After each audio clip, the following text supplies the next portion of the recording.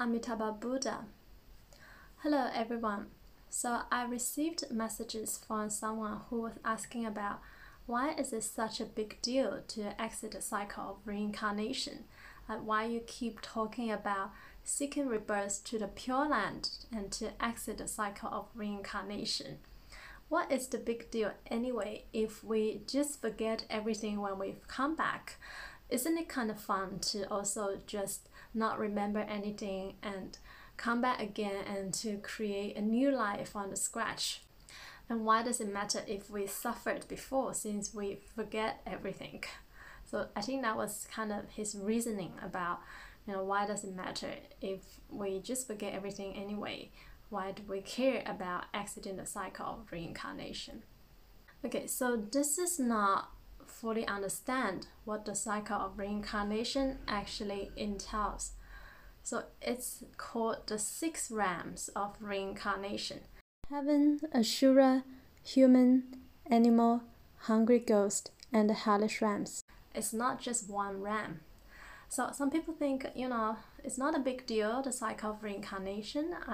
I'm happy to be here if we're gonna come back anyway. So they think they're gonna come back as a human.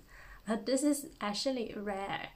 To reincarnate in the 6 realms as a human is extremely rare.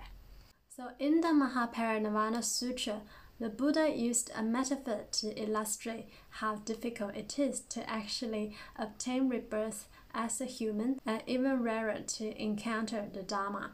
So in the Mahaparinirvana Sutra, the Buddha says, "Birth in the world as a human is difficult, and meeting the Buddha in the world is as difficult as a blind turtle in the great ocean meeting a floating log with an opening."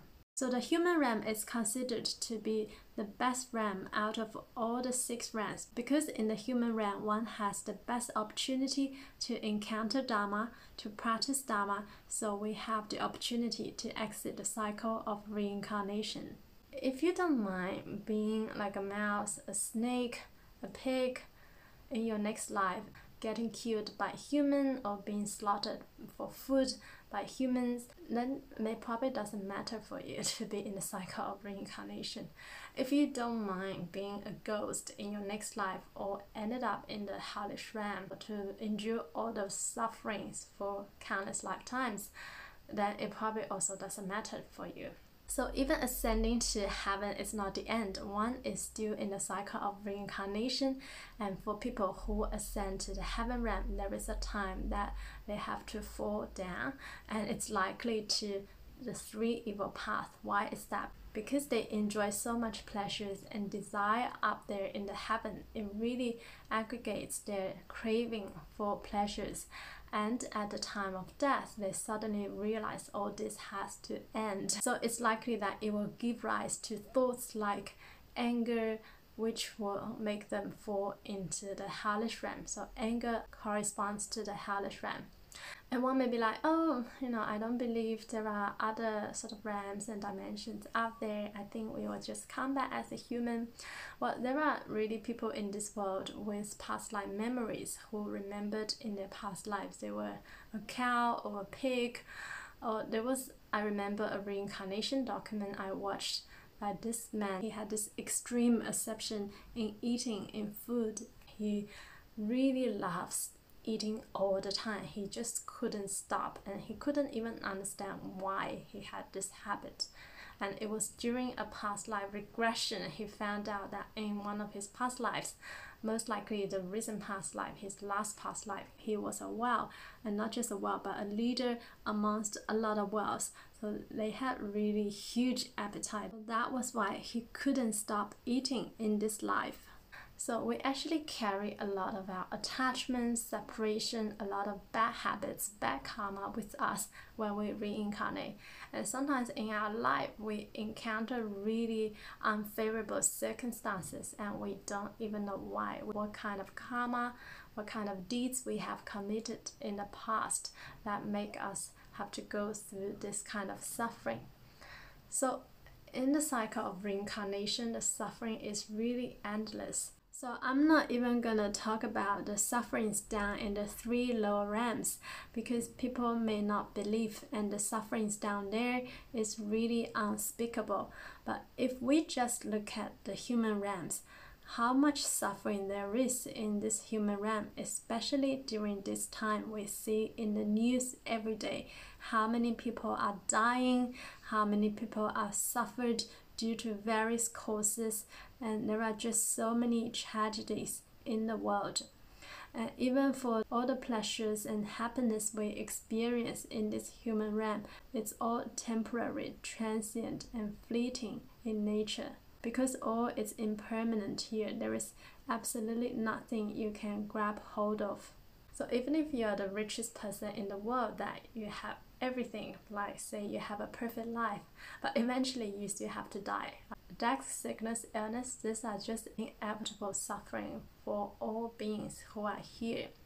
If we are being trapped in the cycle of reincarnation, it just means we have to keep repeating this painful process of death and rebirth and mundane existence again and again for countless lifetimes.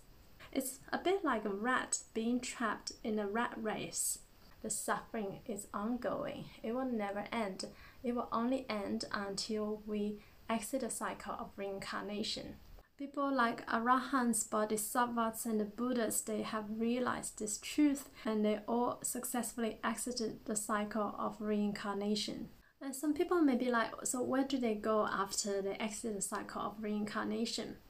So they don't necessarily need to go anywhere. For instance, if we have an enlightened being here who maybe obtained Arahant, so he can be in the same space, same dimension with us, but he is no longer affected by the other phenomena. He is absolutely non-attached to any phenomena in this existence. So he is not affected, and even at the time of death. So there's no death actually.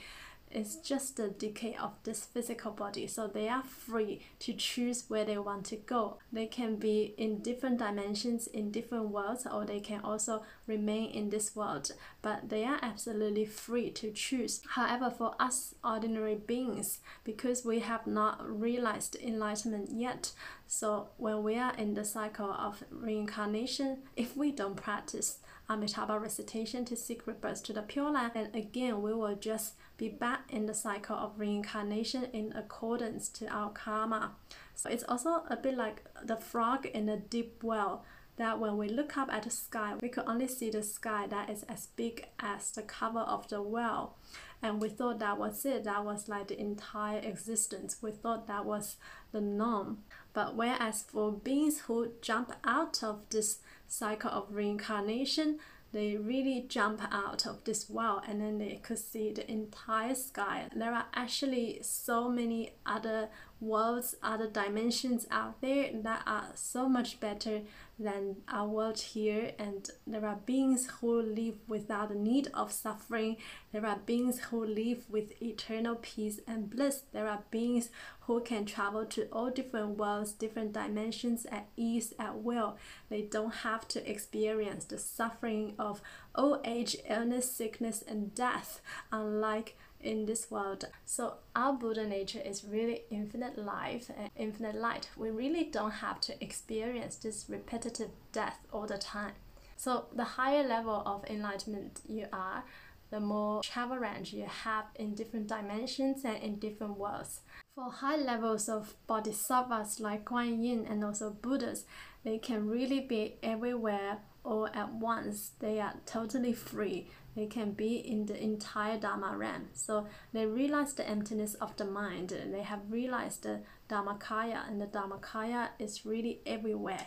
The Buddha nature is everywhere. So in the sutras, Buddha often used the moon as a parable for the Buddha nature, the Dharmakaya.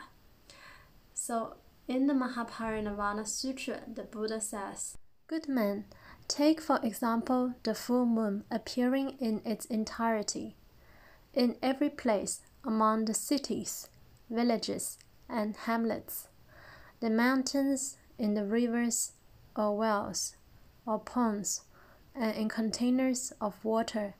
In all this, its reflection appears. The Tathagata's real nature is like that of the moon, and so the essential body, the Dhammakaya, is an unarisen body. The nature of the Tathagata is really without any birth or death. It's for the sake of transforming sentient beings that he makes a show of being born or dying. So the Buddha often refers himself as the Tathagata, which means the one who thus comes, the one who really transcends all coming and going. So they can also choose to come back and help us, to show us as an ordinary being, like what Shakyamuni Buddha did, and to display things such as sickness and death. But he did not really die, it was called Nirvana. So after that, he could be in different worlds to help other beings, or he could just be in everywhere. The Dhammakaya is always everywhere. So the life of the Buddhas, the Bodhisattvas, the highly enlightened beings are really so incredibly blissful, rich, wonderful, that is really beyond the comprehension of our mind. And that is why Shakyamuni Buddha really urged us to seek rebirth to the Pure Land, especially during this Dharma declining age. This is really the easiest method, easier path for us to exit the cycle of reincarnation without first obtaining enlightenment. In fact, now in all different branches of Mahayana Buddhism, we all see people practicing Amitabha-recitation in order to seek rebirth to the Pure Land, because it's just too difficult for one to realize enlightenment by relying on the self-effort. And then some people are like, oh, how do you know if it's true, right? If it's just said in the sutra? Well, first of all, Buddha is a completely enlightened being. Buddha will not lie to us.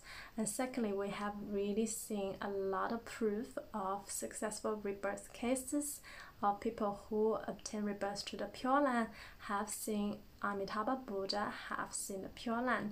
So there are countless of living proof and evidence that have shown this path is really genuine, is genuine teaching by the Buddha, and we should not even doubt about this. So for Nianfo practitioners, we should really try our best to exit the cycle of reincarnation in one lifetime. Since we already encountered this Dharma at this time, then there's really no reason for us not to exit the cycle of reincarnation in one lifetime. Although for the beings who hear the name of Amitabha Buddha, if one cannot exit the cycle of reincarnation for one lifetime, it also plants the seed for future liberation. However, the future, we just don't know how long it might be. It could also be, again, countless eons. Because being in the cycle of reincarnation is actually a highly risky business, because we just don't know which realm we might end up in our next lives. If we reincarnate as an animal, or end up in the ghost realm, or worse, in the hellish realm, then there's no way we will actually have the ability to comprehend the Dharma, let alone to practice it.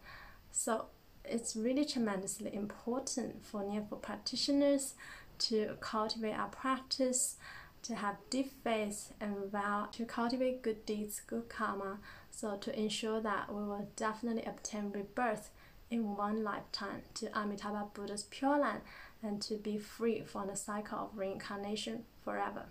Namo Amitabha Buddha.